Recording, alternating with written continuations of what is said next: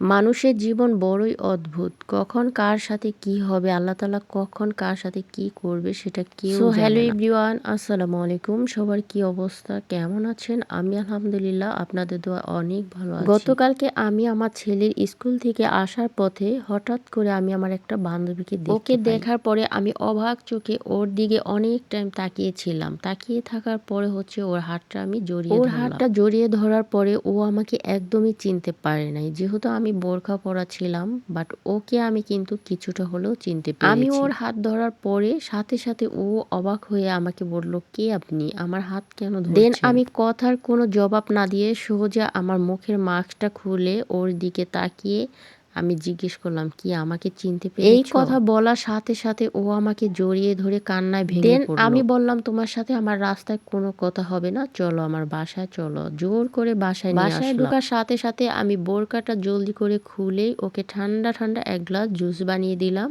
আর সাথে ফ্রিজে দই ছিল, সেটাও বের করে ওকে খেতে দিলাম। আমিও ফ্রেশ হয়ে ওর সাথে ঠান্ডা ঠান্ডা এক গ্লাস জুস আর একটু দধি খেয়ে নিলাম। ওকে নিয়ে কিচেনে চলে গেলাম দুপুরে রান্না বান্নার আয়োজন করতে। কিচেনে ঢুকেই আগে আমার বান্ধবীকে একটা মোড়া দিলাম বসার জন্য। ওকে আগে সুন্দর করে বসতে দিলাম। এরপরে আমি কাটা বাছা, ধোয়া, পরিষ্কার করা, রান্না বান্না সবকিছু করতেছিলাম। দেন ওকে আমি জিজ্ঞেস করলাম, কেন তুমি আজ এইখানে, কেন তোমার এই অবস্থা, আমি কি জানতে পারি? এই কথা বলার সাথে সাথে ওর দু চোখ দিয়ে শুধু পানি ঝরছে আর কান্নায় একদম ভেঙে পড়েছে। ওর কান্না দেখে আমিও অনেকটা ইমোশনাল হয়ে গিয়েছি। পরে ওকে সান্ত্বনা দিয়ে ওর কাছ থেকে আমি ওর জীবনে যে কষ্টের মুহূর্তগুলো, কষ্টের দিনগুলো, কিভাবে আজ ও এখানে, কেনই বা এখানে, সব জানতে পারলাম। আজকে আর শেয়ার করতে পারলাম না। এর পরবর্তী ভিডিও যেটা আসবে সেটাতে আমি অবশ্যই আপনাদের সাথে শেয়ার করব।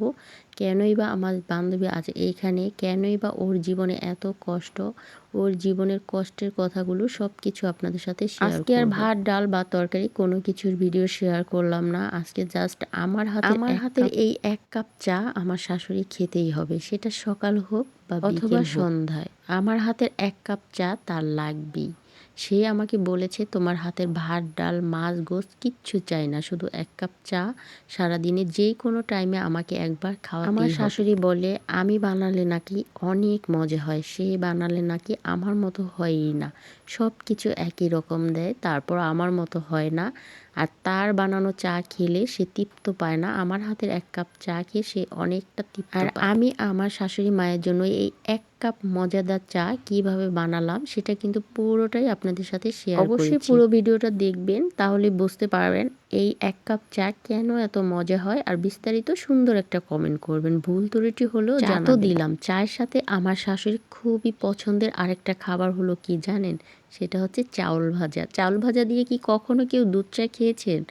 অনেক মজা, একবার হলো ট্রাই করে দেখবেন। আমি কিন্তু কখনো বিয়ের আগে চাউল ভাজা দিয়ে চা দিয়ে খাইনি, এখন কিন্তু মাঝে মধ্যে শাশুড়ি মায়ের সাথে খাই, খুব মজা লাগে। আজকের মতো এ পর্যন্তই। সবাই ভালো থাকুন, সুস্থ থাকুন। আবার নতুন কোনো ভিডিও নিয়ে আসবো ইনশাল্লাহ। সে পর্যন্ত সবাই ভালো থাকুন। আজকের ভিডিওটা এ পর্যন্তই। আল্লাহ হাফেজ।